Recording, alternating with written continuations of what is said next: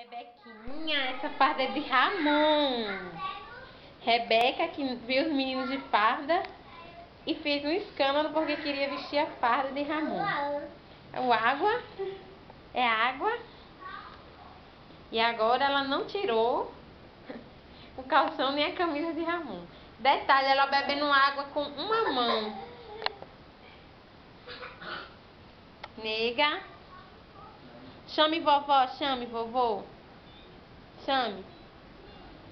Chame vovó. Cadê vovó? Vovô. Chama vovó.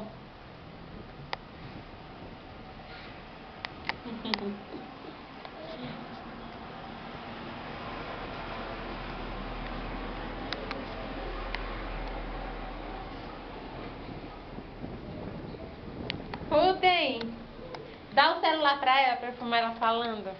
Eu tava tendo um Não, não derrama água. Alô? Derramou água na vasilha. Rebeca? Deixa eu dar aqui pra ela. Tome. Tá, tchau. Tome. Telefone. Pra você. Fala com tia Tuta. Fala.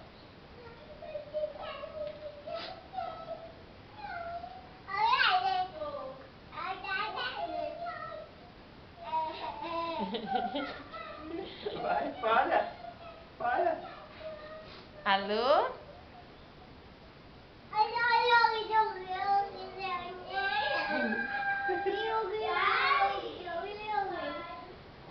E ela sai andando, falando.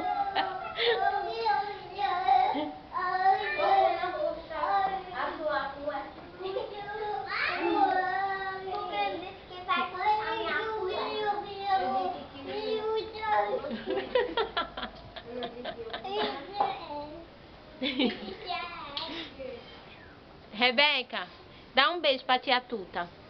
Beijo.